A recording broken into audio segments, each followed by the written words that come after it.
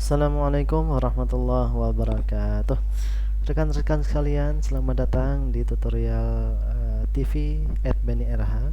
Bersama saya Beni, dan kali ini kita akan menyambung kembali pembahasan sebelumnya, yang mana di sebelumnya itu kita sudah belajar tentang list ya. Nah, sekarang kita sambung pembahasannya ke HTML tables atau tabel ya. Gimana caranya menampilkan tabel, memformat tabel, dan opsi-opsi lain yang mungkin bisa bermanfaat bagi teman-teman ketika akan mengoding tabel menggunakan HTML ya. Baik, kita awali dulu dengan mengenal apa itu tabel gitu ya. Tabel itu merupakan sebuah bentuk terstruktur ya, di mana dia terdiri dari baris dan kolom, row dan kolom. Baris itu adalah yang seperti ini: baris 1, baris 2, baris 3, baris 4, baris 5 ya. Kalau kolom itu yang mana? Nih, kolom 1, kolom 2, kolom 3. Contoh nih. Jadi gini, tabel itu adalah format untuk menampilkan data dalam bentuk baris dan kolom ya kan. Nah, setiap satu buah satu buah data namanya. Ini disebut sebagai sel dari tabel. Ada nggak tulisannya? Sel ya, sel nih, sel tabel. Sel ini berada pada apa? Berada pada baris dan kolom berapa? Kalau ada orang nanya gitu, kira-kira jawabnya gimana?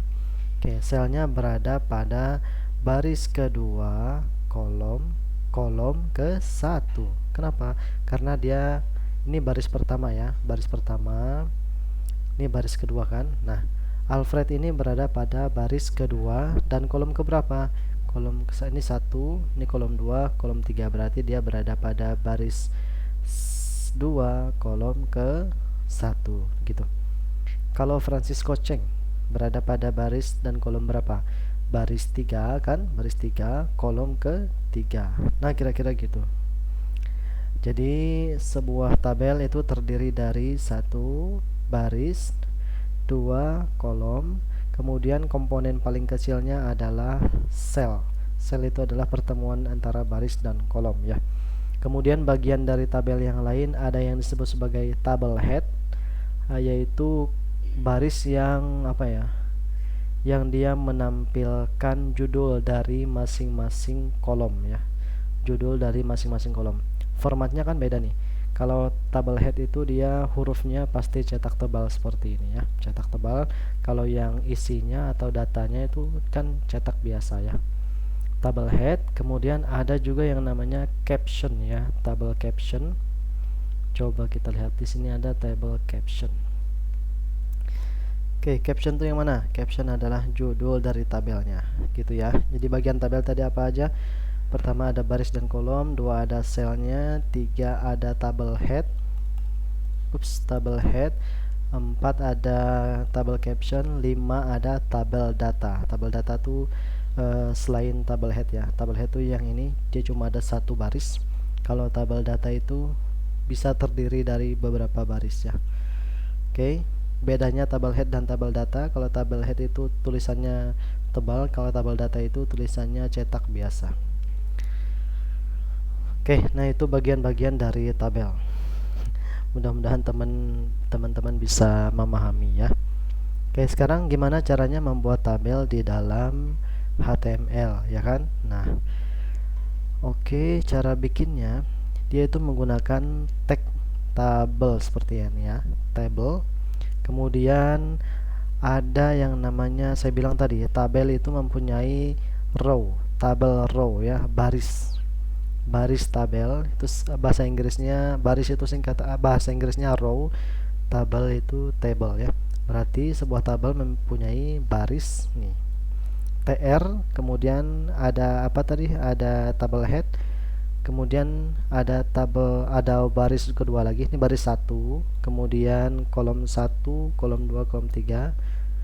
Ini baris 2, kolom 1, 2 dan 3 ya. Ini table head, ini tabel data.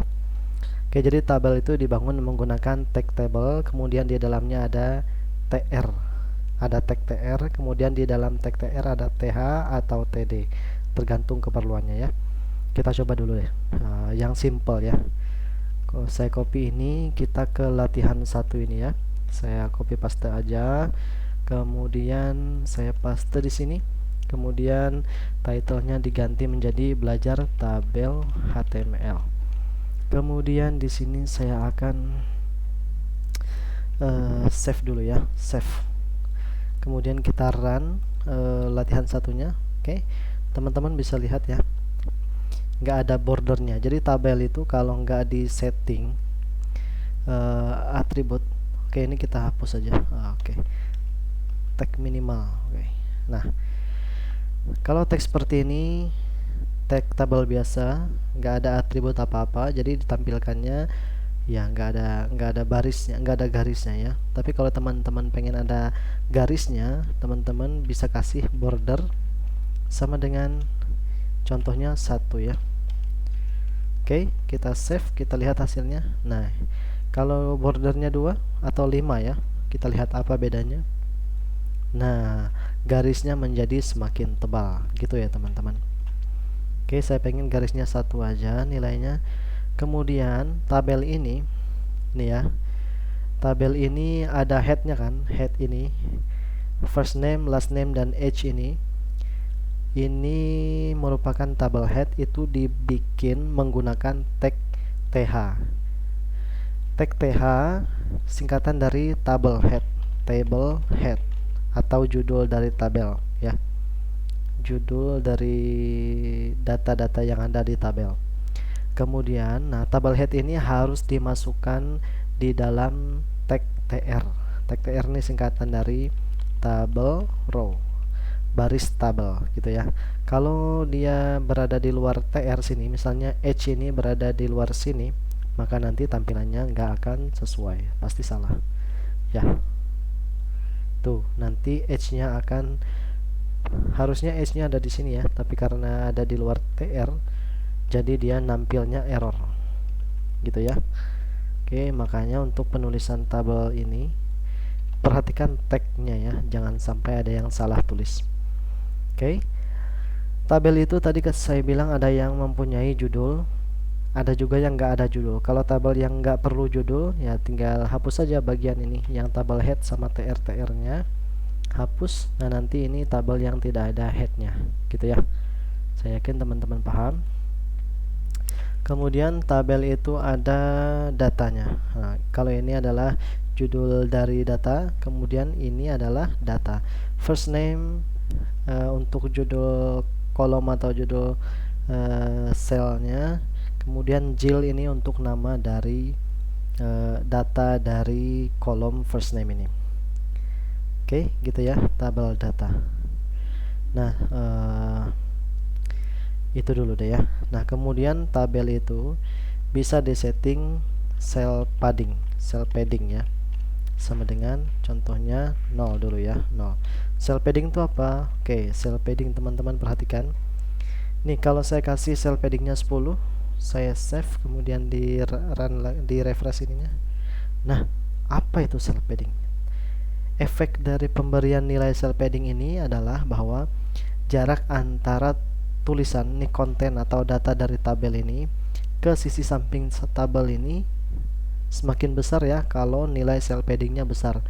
Nah, artinya apa? Cell padding itu apa? Cell padding adalah jarak antara konten dengan sisi dari sel ya, sel padding gitu ya.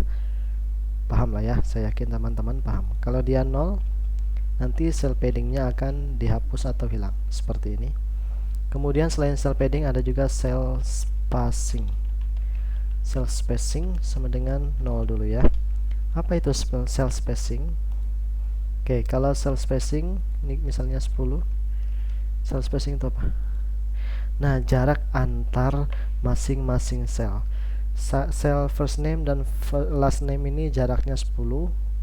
Last name dengan h jaraknya 10 ya. Kalau cell padding tadi ini jarak antara garis ini dengan konten, garis ini dengan konten ya, dengan konten di dalamnya atau datanya. Tapi kalau cell spacing itu jarak antar sel ya. Cell first name dengan last name itu jaraknya 10. Kalau kita tambahkan paddingnya 10, coba lihat hasilnya. Berarti nah ini jarak antara sisi sel dengan kontennya itu bertambah di sini ya. Atas, bawah, kiri, kanan. Saya yakin teman-teman paham penggunaannya. Kemudian teman-teman juga bisa mengatur width-nya. WIDTH. Jadi tabel itu kalau dia bisa diatur width-nya ya dengan cara satu nih, pakai persen. Misalnya 100%. Nah, nanti ini kita rubah menjadi 5 aja. Cell spacingnya 5 juga. 0 aja ya. Oke, 0. Kita save. Width-nya ya, perhatikan. Kalau width-nya 100%, maka nih tabelnya akan mengisi keseluruhan tampilan browser gitu ya. Gimana kalau dia 80%? Nah, berarti 80% layar browser akan diisi oleh width dari table tersebut.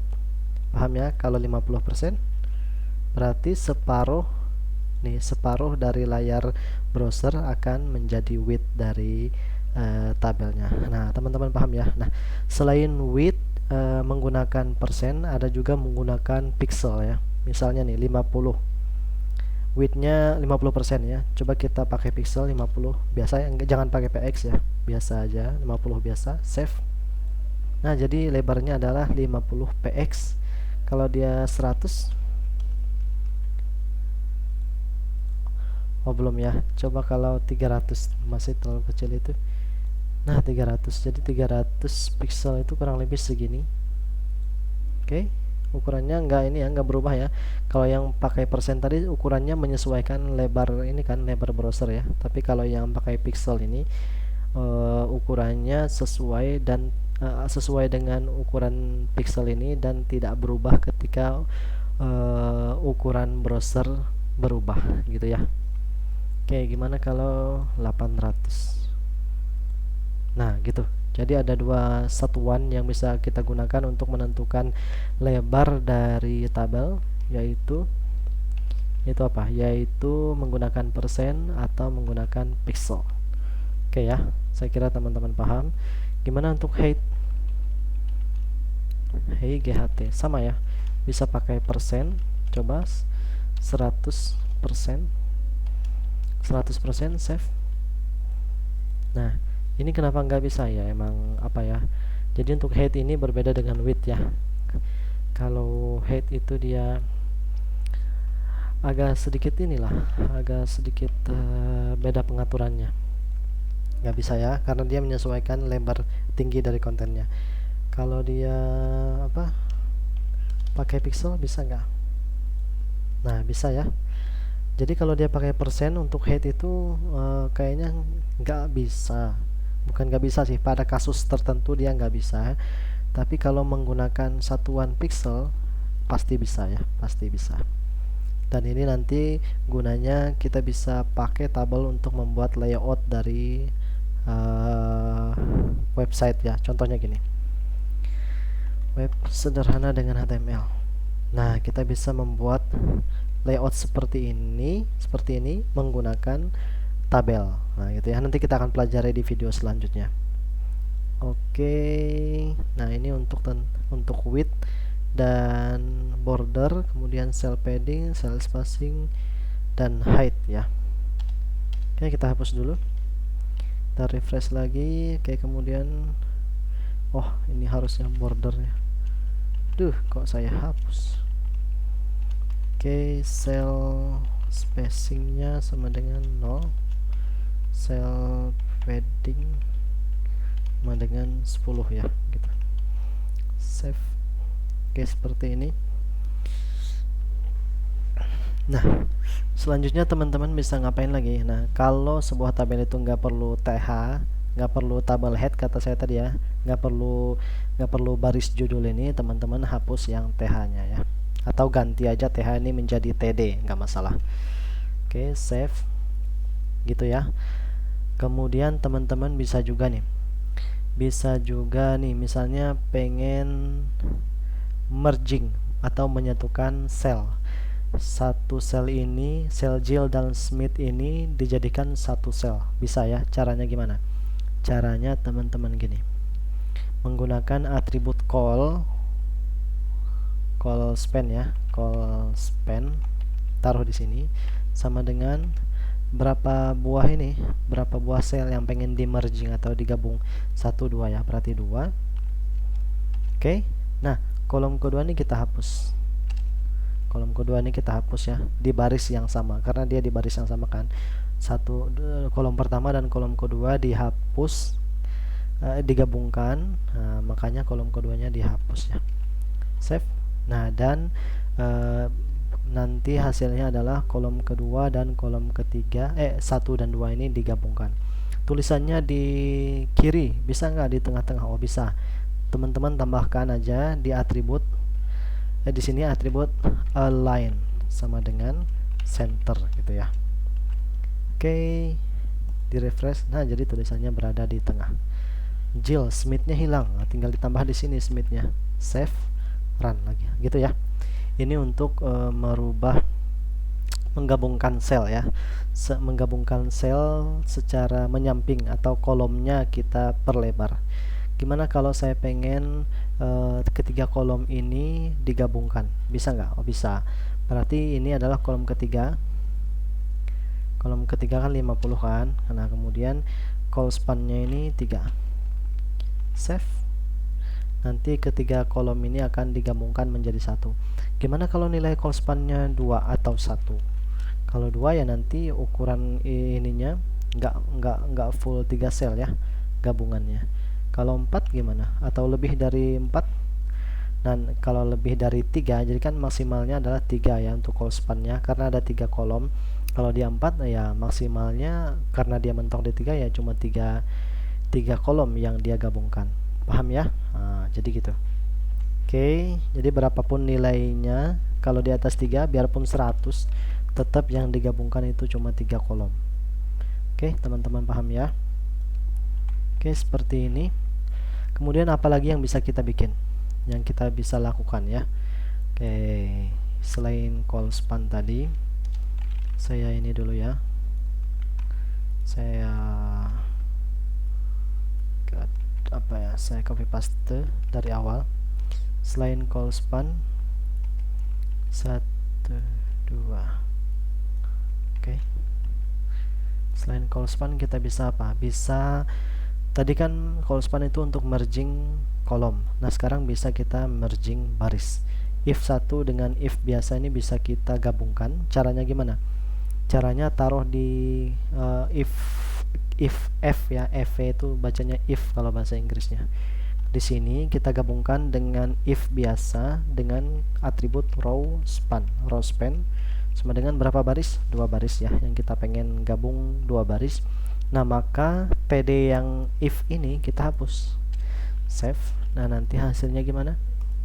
Nah, nanti baris sel if 1 dengan if biasa itu akan digabungkan gitu ya, tampilannya. Oke, teman-teman, saya yakin bisa. Kemudian gimana kalau kita ini aja ya, eksperimen Jackson ini kita gabungkan dengan 94. Oke, Jackson berarti menggunakan apa? Kalau gabung ke samping itu pakai call ya, call span sama dengan 2. Berarti 94 nya kita hapus ya. Oke, Ctrl S, di run. Oke, seperti itu teman-teman. Nah, itu untuk call span dan row span, fungsinya menarik ya untuk dicoba. Kemudian apalagi yang bisa kita coba? Oke, kita hapus dulu ini, biarkan tinggal 1 baris ya, tinggal 1 baris ini. Oke, misalnya kita di sini ada height. Kita bisa menentukan height untuk 1 buah sel ini. Coba saya copy dulu, paste. Nggak rata ya, biarin deh. Oke, save. If 1, ini 2, ini 3, ini 6 ya, supaya kelihatan bedanya. Maaf, ini 2 juga. Oke, supaya kelihatan bedanya.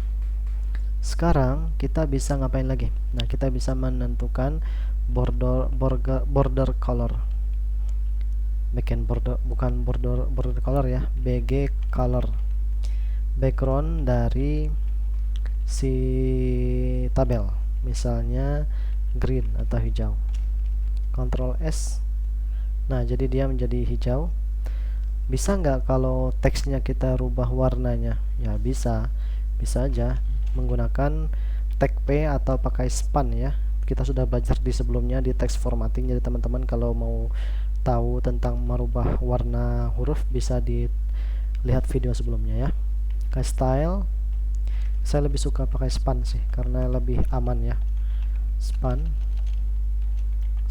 kemudian style, kemudian sama dengan color. Ini warnanya white aja supaya jelas. Oke, kemudian slash span, save. Nah, jadi bagian ini kalau ada spannya kan warnanya akan berubah gitu ya. Kemudian bisa nggak kalau ini selnya berwarna-warni gitu ya, selnya warna-warni. Oh ya, kalau pengen satu sel tadi warna hurufnya berubah satu sel ini aja, berarti di sel tersebut pakai style color white. Tapi kalau pengen semua tabel warna hurufnya berubah, ya berarti style ini kita taruh di bagian tabel ini seperti ini ya. Nah, nanti warna hurufnya akan berubah white semuanya, semua seisi tabel ya. Ctrl S, paste. Nah gitu ya, paham ya. Kemudian kita akan membedakan warna sel ini, backgroundnya ini dan ini. Kalau yang TD if 1, coba warnanya biarin warna hijau ya. Kalau sel kedua ini coba bisa nggak BG color sama dengan RGB, red green blue, red ya, warna red ya. Oke, salah. Oke, bisa ya. Nah, jadi masing-masing tabel, masing-masing sel itu bisa dirubah warna ininya, warna backgroundnya. Kalau yang 95 juga bisa, sama aja ya. Tinggal atribut BG colornya ditaruh di TD yang sesuai. Kalau TR-nya bisa nggak? Oke. Nah, kalau TR-nya berarti satu table row atau satu barisnya itu warnanya akan berubah gitu ya. Paham ya? Satu baris tabel tersebut warna backgroundnya akan berubah.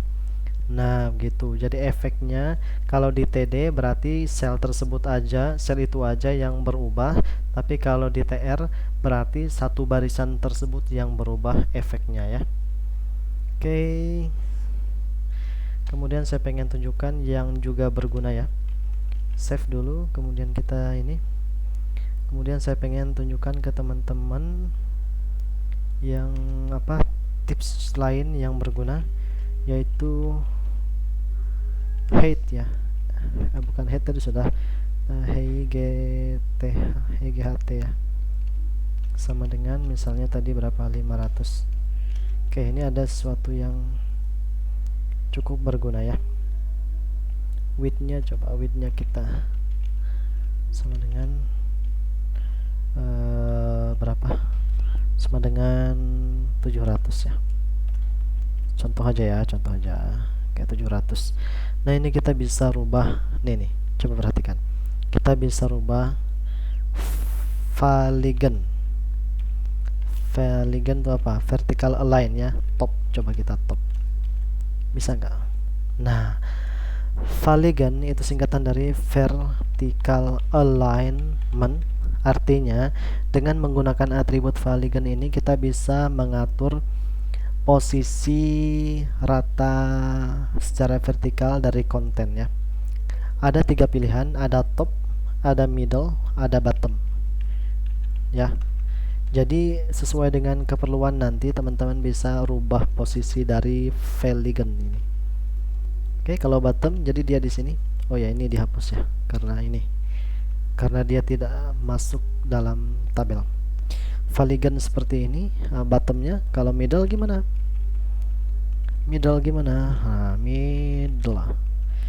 Oke, middle. Nah, seperti ini. Middle-nya berarti dia berada di sini ya. Tadi selain Valigen tadi ada Aligen ya. Ada Aligen.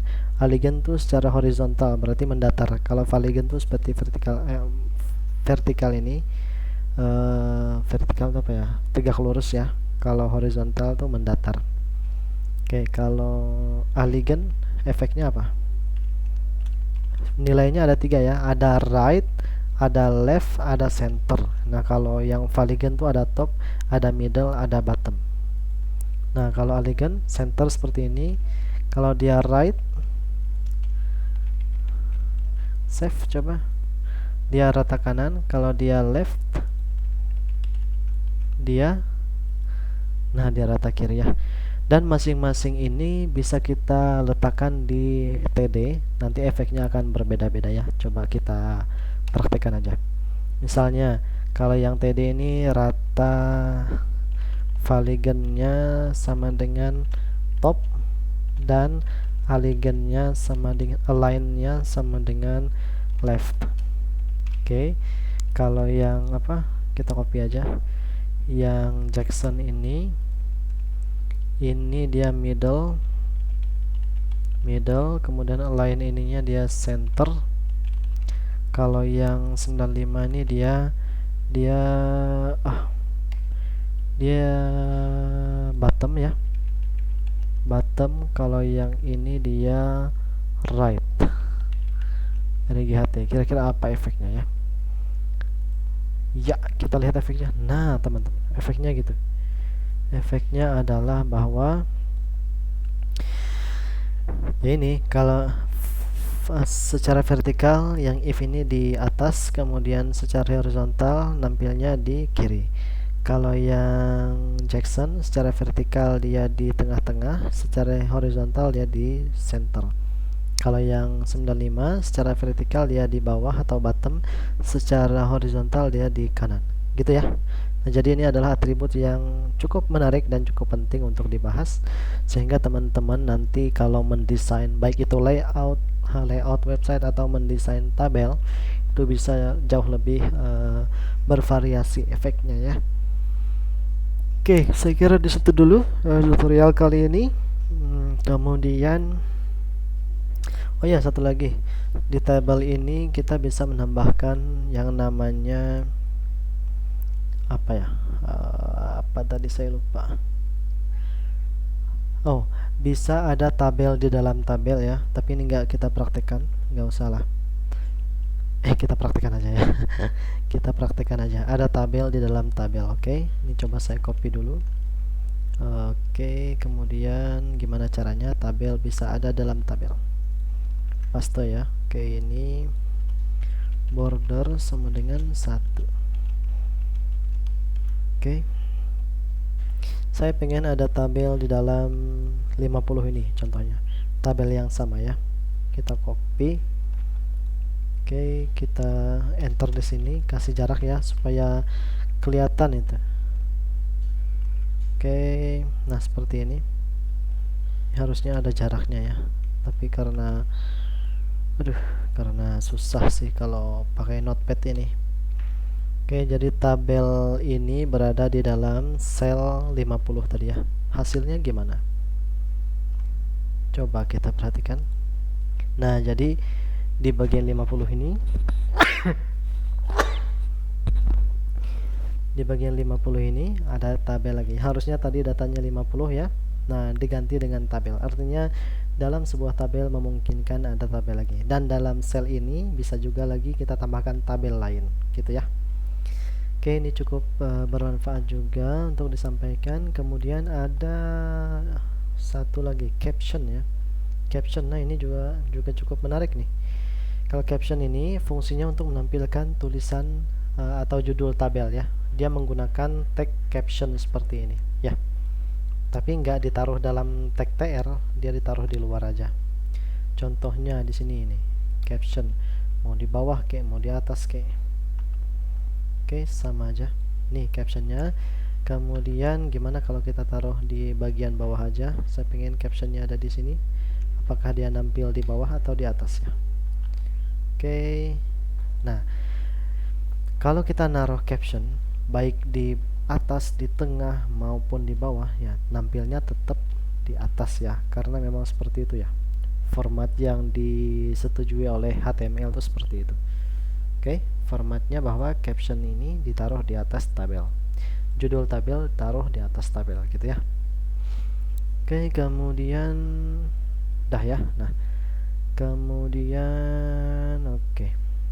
Untuk tabel ini sebenarnya ada banyak tagnya selain dari tabel, TH, TR, TD. Ada juga caption tadi, call group, call thread, T-body, dan T-foot. Tapi ini nggak kita pelajari ya. Nah, karena ya inti dari tabel itu sebenarnya tag yang 1, 2, 3, 4, 5 ini. Ya, 5 ini. Adapun bagian ini nanti teman-teman explore aja ya sendiri untuk memahami lebih lanjut mengenai tag-tag yang ada di tabel. Oke, saya kira seperti itu untuk tutorial kali ini. Nah, sampai sini saya yakin kalau teman-teman menyimak dari video awal pasti pengetahuannya lebih nambah lagi gitu ya. Oke, kita sudah sampai tabel, kemudian selanjutnya kita akan masuk ke form ya, ke HTML form di tutorial berikutnya ya. Setelah form baru terakhir kita membahas tentang HTML media, gimana caranya menampilkan video, audio, dan video YouTube di halaman HTML gitu ya. Oke, jadi masih ada 2 tutorial lagi yang bisa kita bahas ya. Karena ya kalau HTML ini enggak ini ya, kita jangan terlalu dalam juga belajar HTML ini ya, karena dia cuma bahasa dasar. Nah, nanti kita dalami tag-tag ini. Kan HTML itu terdiri dari banyak tag ya. Tag-tag yang ada di sini kita dalami dengan mempelajari bahasa programming web yang lainnya seperti CSS, nanti JavaScript dan lain sebagainya. Karena apa? Karena kalau kita belajar semua tag di satu tutorial HTML misalnya, nanti fungsinya tuh nggak kelihatan ya. Fungsinya nggak kelihatan. Jadi ya buat apa kita belajar fungsi yang sulit dipahami kalau di luar konteksnya gitu ya. Nah, makanya saya lebih suka membahas tag-tag yang ada ini, yang selain yang kita pelajari. Karena ada banyak yang belum kita pelajari, ada applet, ada artikel ini ya. Saya lebih suka membahasnya sesuai konteks tutorialnya ya. Nah, nanti tag-tag yang ada di sini akan dibahas di CSS setelah HTML ini ya. Oke, saya kira gitu. Saya ucapkan terima kasih sudah menyimak video ini. Kalau ada yang dibingungkan silahkan ditanyakan saja. Kemudian adapun kalau ada kekurangan di video ini mohon dimaklumi. Akhir kata saya ucapkan wassalamualaikum warahmatullahi wabarakatuh. Sampai jumpa di tutorial form HTML ya.